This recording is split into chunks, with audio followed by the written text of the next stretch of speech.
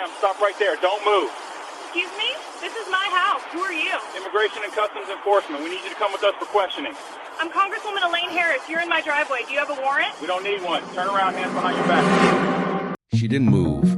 That was 8:45 on a Tuesday morning. By 9:23, everything changed. Not for her, for them. Within 98 minutes, for federal agents would lose their careers, their badges, and their freedom, all because of what happened next in this driveway. And the only reason you're hearing this story right now is because someone was watching. If this is your first time here, this channel covers stories like this, stories that almost never get told. Subscribe so you don't miss what comes next, because what happened after that moment right there, no one saw it coming, but the cameras did. They always were. Sandra Mae Watkins had been a civil rights attorney for 24 years. Not the kind who shows up for press conferences, the kind who wins in federal court. Her record spoke for itself. 31 wins out of 34 cases. 3 of those wins created legal precedents that are still cited today. She sat on the board of the ACLU Maryland chapter. Federal prosecutors knew her name before she walked into the room. This was not a woman who didn't know the law. That Tuesday morning in March, she woke up at 6:15. Routine, coffee, files for the day. Her 16-year-old niece was still asleep upstairs, the girl she'd been raising since she was 12. The house sat in a quiet suburban neighborhood in Maryland. Nothing unusual about it, except for one thing. Sandra had installed security cameras 2 years prior. For exterior cameras, one on the front porch, 2 covering the driveway, all recording in 4K, all uploading to cloud storage every 30 seconds. Every single second of that driveway was being captured. At 8 a.m., a black SUV with government plates turned onto the street. Inside were 4 ICA agents. The lead agent was Robert Castellano. 14 years with the agency, 9 complaints filed against him in 5 years, 0 consequences. He had an address, he had a tip, and he had absolutely no warrant. The cameras were already recording. They had been the whole time. The first one out was Margaret Liu, 68 years old, a retired teacher. She lived next door for 22 years. She knew Sandra, she knew the neighborhood, and she knew something was wrong the second she looked out her kitchen window. Her phone was already in her hand when she stepped onto her porch. "What are you doing?" Margaret called out. Her voice carried across the quiet street. "That's Sandra Watkins. Leave her alone." Castellano turned briefly.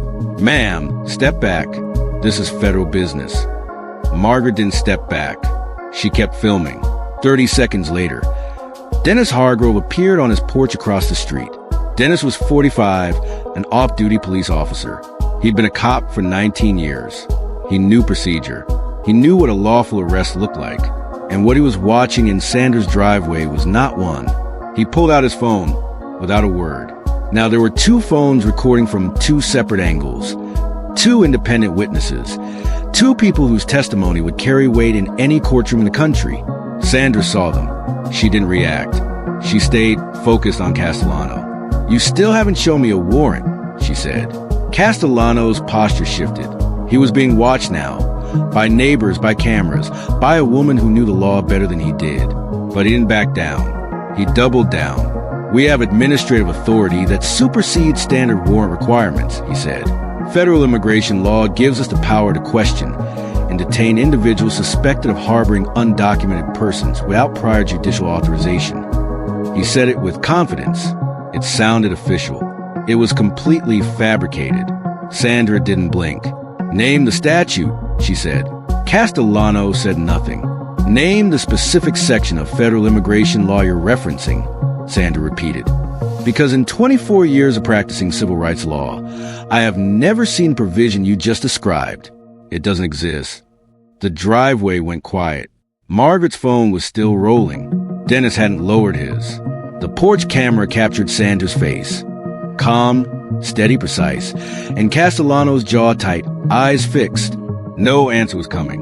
Right here, right at this moment, a federal agent had just fabricated a legal justification for an arrest out loud in front of multiple witnesses, multiple cameras, and a woman with 31 federal court victories who had already identified the lie before he finished saying it. Think about that for a second. an armed federal agent standing on a woman's own property, making up law to justify why he was there. And the only thing standing between that lie being ignored forever was a 68-year-old retired teacher with her phone out and an off-duty cop who already knew what he was seeing was wrong, because it was wrong. And everyone on that driveway knew he did it. Everyone except Castellano. And the cameras had every second of it. Castellano grabbed her arm. Sandra pulled back. Firm, not violent. She was simply removing his hand from her body. A hand that had no legal right to be there. One single motion. That was all. Bennett came in from the left, fast. His hand locked around her other arm. Before she could react, the briefcase hit the ground. Case files, weeks of work, documents she had spent hours organizing for an active case, scattered across the porch concrete in the cold March air. Sandra didn't scream. She didn't struggle. "Get your hands off me," she said. Her voice didn't shake. It cut through the quiet street like a blade. "This is assault. You have no legal authority to touch me." Castellano wasn't listening anymore. He twisted her arm behind her back. The angle was wrong. Too high, too aggressive. Sandra's body jerked forward. A sharp sound left her mouth. Not a scream, a gasp, the sound a person makes when something is being done to their body that shouldn't be happening. The porch camera caught every frame of it. Margaret Liu was 30 feet away on her own porch. Phone up, hand steady. She had known Sandra Watkins for over a decade, had seen her come and go from this house hundreds of times, had waved to her in the morning, had borrowed sugar from her kitchen. And now she was watching that same woman get her arms forced behind her back by a man with a badge and no warrant. Margaret didn't lower the phone. Not once. Dennis Hargrove stood across the street. 19 years as a police officer. He knew what a lawful detention looked like. He knew what probable cause looked like. He knew what proper procedure looked like. This was none of those things. His phone stayed up. His expression stayed neutral. But his eyes tracked every single movement. The way a cop watches another cop who is about to destroy his own career. The handcuffs closed. Click. The sound carried across the street, across the driveways, into the microphones of every camera pointed at that moment. Sandra's wrists were locked behind her back. She stood there, navy suit, heels on the concrete, papers at her feet. And for the first time since she stepped outside, she said nothing. Not because she had nothing to say, but because she was waiting. They started moving her toward the SUV. Bennett walked on her left, Castellano on her right, grip still tight on her arm. The driveway camera tracked the movement. Every step, every angle, every detail, the way they were handling her, the way her body was being steered, the way her feet moved across the concrete. Bennett opened the back door of the SUV. They pushed her inside. Her head nearly hit the door frame.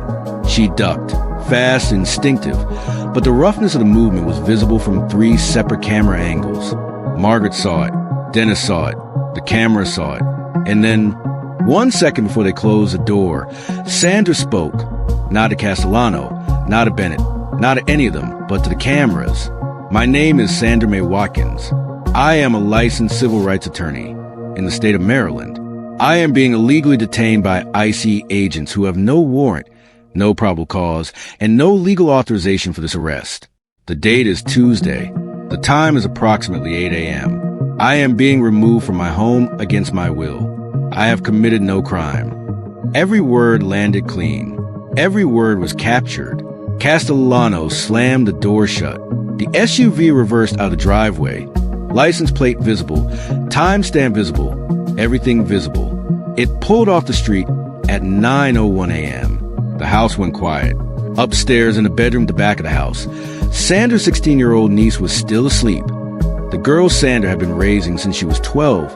The girl she had built every case for, fought every fight for, stayed up every late night for. The girl who would wake up in an empty house and not understand why until someone told her what happened in the driveway that morning. Sandra didn't think about that right then. She couldn't, but she had thought about it before. Every time she walked into a courtroom, every time she picked up a case no one else would touch, every time she told someone the law is supposed to protect you, Margaret was already dialing 911. Dennis was already texting Sandra's attorney, a number he had saved from years of community meetings. From nights Sandra had stood in front of crowds and explained why constitutional rights matter to people like them. Within minutes, 3 more neighbors had come outside, phones out, recording from different angles, uploading in real time. 20 minutes. That's how long it took. 20 minutes from the moment the SUV left that driveway to the moment local news crews were already making calls. 20 minutes from Sandra's statement in the back of that vehicle to the footage being shared across every platform simultaneously. 20 minutes from a quiet Tuesday morning in a suburban Maryland neighborhood to a national story that every network in the country would be running before lunch. The images hit fast. A black woman in a professional suit, handcuffed on her own porch, paper scattered at her feet, neighbors on their porches, phones raised, armed federal agents in tactical gear forcing her into an SUV with no warrant. It was everywhere before noon. And in an ICA field office in Arlington, for agents who had walked out that morning believing they were doing their jobs were about to find out what happens when the cameras are already on, and they never even knew it.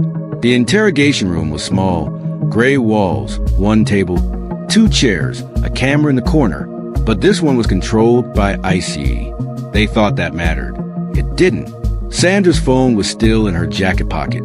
She had triggered the emergency recording function before they grabbed her on the porch. It had been recording the entire time. Every word, every second on audio, uploading to her cloud automatically. Castellano sat across from her. Bennett stood behind him. Pritchard and Wu waited outside the door. Sandra, Castellano began. His tone was different now. Slower, almost casual. We have information that you have been harboring undocumented individuals at your residence. We need to know who they are. Sandra looked at him. She said nothing for exactly 3 seconds. Then she spoke. I am invoking my 5th Amendment right to remain silent. I am invoking my 6th Amendment right to an attorney. I will not answer any questions without legal counsel present. That was it. No anger, no performance, just the words placed on the record. Clean and precise, the way she had done it dozens of times before in rooms exactly like this one. Castellano leaned forward. That's going to make this harder for you. Is it? Sandra asked. She didn't look away from him. Because from where I'm sitting, you've already committed multiple federal crimes. False arrest, kidnapping under color of law, deprivation of civil rights, assault. And that's just what happened in my driveway. Bennett slammed his hand on the table. Sandra didn't flinch. Show me your evidence, she said, calm and steady. Show me what you actually have. Castellano opened the folder. 1 page. A single sheet of paper. An anonymous tip. No names, no dates, no specific allegations.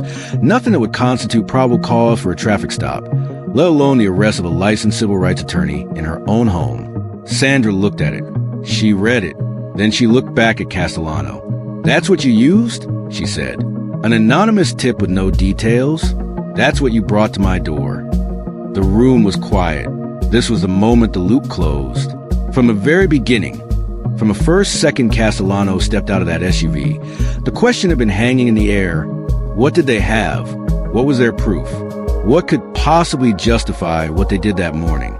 This was the answer. Nothing. The door opened hard. Deputy Director Amanda Chin walked in. 2 agents from a separate division followed her. Her face was white, not from surprise, but from fury, the kind that comes from understanding exactly how badly something has gone wrong and exactly how many people are already watching it happen.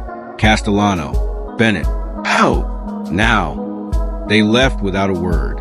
The interrogation ended at 11 a.m. Sandra was released at 12:03 p.m., exactly 1 hour after she had been taken from her home. Her attorney was already there when they walked her out, Catherine Reed, 30 years in federal civil rights law. She had gotten the call while she was in another courthouse and had driven straight there without stopping. Sandra's chief of staff, Marcus Johnson, was there too, and a representative from the speaker's office. No one spoke much. There was nothing to say. The facts were already doing the talking. The FBI moved that same afternoon. Service weapons seized. Badges pulled. Credentials confiscated by 5 p.m. All 4 agents were on administrative leave. By 6 p.m., a criminal investigation was officially open. The Justice Department didn't need time to decide. The evidence was already there. for security cameras, 3 neighbor phones, Sandra's emergency audio recording. Every word Castellano had spoken on that driveway, including the legal justification he had invented on the spot. The FBI didn't have to work for this one. The cameras had done it for them. The charges came down 6 weeks later. Deprivation of rights under color of law, a federal felony carrying up to 10 years in prison, conspiracy to violate civil rights, kidnapping, false imprisonment, assault. The trial was swift. The footage played in the courtroom, every angle, every second. The jury watched Castellano grab Sandra's arm. They heard her invoke her rights. They watched the handcuffs close. They saw the way Bennett pushed her into the SUV. They heard Sandra's statement, her name, the time, the facts, recorded clean and clear in the back of a government vehicle. Then Castellano took the stand. His attorney tried to frame it as good faith, acting on a credible tip, following procedure, standard operation. The prosecutor didn't let it breathe. Agent Castellano, when Sandra Watkins told you she was a civil rights attorney, what did you think? I thought she was trying to use her position to avoid questioning. Did you verify her identity before proceeding with the arrest? No. Why not? I didn't think it mattered. The prosecutor paused. Let that sit. You didn't think it mattered that you might be arresting a licensed attorney? Castellano shifted in his seat. She looked like the other people we typically deal with. The courtroom went silent. No one moved. No one spoke. The prosecutor didn't need to say a word. She let the statement hang in the air, open, exposed, recorded, the same way Sandra's statement had hung in the air in the back of that SUV. Then she turned to the jury. In your 14 years with IC, Agent Castellano, how many white individuals have you arrested for harboring undocumented immigrants? I don't keep track of race. According to ICE's own records, the answer is 0. You have arrested 47 people on that charge. All 47 were people of color. All 47. Castellano had no answer. And somewhere in that courtroom, in the back rows where community members had come to watch, Dennis Hargrove was sitting. The same off-duty cop who had stood on his porch that Tuesday morning with his phone raised, the same man who had known for the first second that what he was watching was wrong. He had seen it from the beginning. Now the entire country was seeing it too. The jury deliberated for 9 hours. When they came back, the verdict was unanimous. Guilty on all counts. Sentencing followed. Castellano, 5 years in federal prison. Bennett, for years. Pritchard, who cooperated and testified against the others, 2 years. Woo! 3 years of probation, barred from federal law enforcement for life. 5 years for fabricating a legal justification, grabbing a woman on her own property, handcuffing her without cause, and admitting on the stand that he profiled her based on her skin color. Does that fit what he did? That's not for me to decide. But I want to hear what you think. Drop it in the comments. Because this wasn't just about one morning in one driveway. This was about what happens when someone with a badge decides the law doesn't apply to them, and whether the system actually has the ability to stop it. The cameras said yes.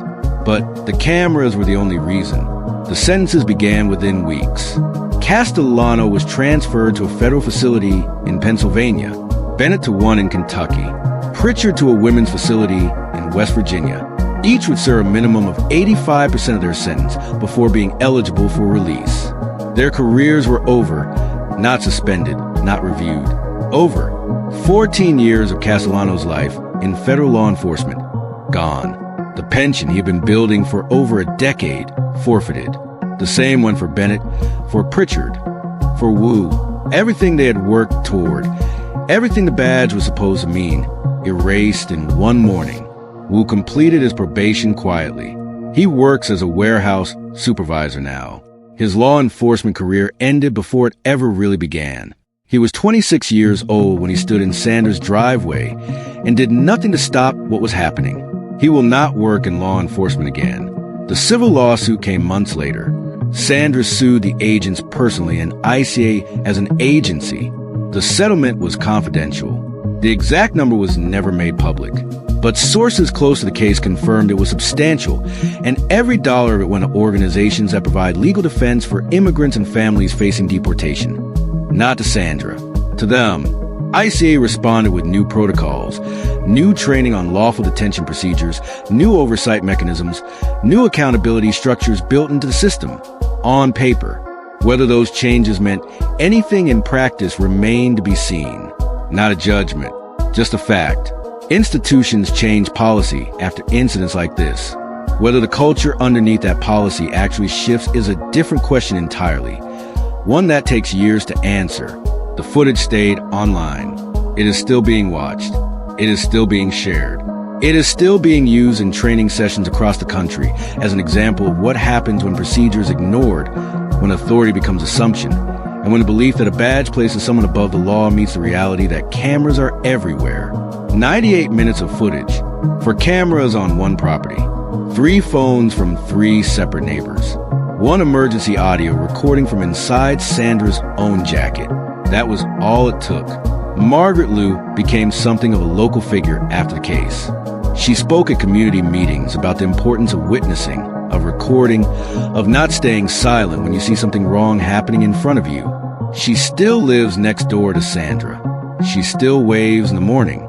Dennis Hargrove went back to his regular duties as a police officer. But the video he recorded that Tuesday morning, the one from his porch, the one that showed 4 armed federal agents detaining a woman with no warrant in broad daylight, became one of the most watched clips in the entire case. Because Dennis wasn't just a neighbor. He was a cop. And when a cop stands on his porch and films another agency violating someone's rights, that carries a weight no amount of official statements can match. Sandra Mae Watkins still lives in that house. She still parks in that driveway.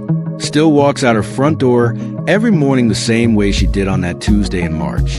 The cameras are still up, still recording, still uploading every 30 seconds to cloud. Her niece is still growing up in that house, still sleeping upstairs on quiet mornings, still learning every single day what it means to live in a country where the law is supposed to protect you. Sandra didn't fight that morning for herself. She didn't need to say it. Anyone who watched the footage understood it. Without a single word being spoken, every federal agent in the state knows her name now. Not because she lost, but because she won. And because the way she won made it impossible for anyone in law enforcement to pretend that accountability doesn't exist. But here's the thing that keeps this story from being a simple ending. Sandra had cameras. Sandra had neighbors who filmed. Sandra had 24 years of legal knowledge and a phone with emergency recording capability and connections to attorneys who could move within hours. Sandra had every possible tool that exists to fight back. Most people don't. Most people who get detained without cause don't have security cameras backed up to the cloud. They don't have off-duty police officers living across the street. They don't have 31 federal court victories. And the named prosecutors already know they have nothing. And their stories don't end up online. They don't go viral. They don't result in federal investigations or courtroom verdicts or national news coverage.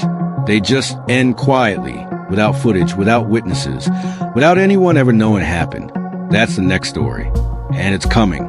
If this case mattered to you, if what happened in that driveway made you feel something you couldn't ignore, then share this, subscribe, and leave a comment with one word. Do you believe this system actually works, or did it only work this time because Sandra had the resources to make it work? That's the real question. The cameras can't answer it. Only we can.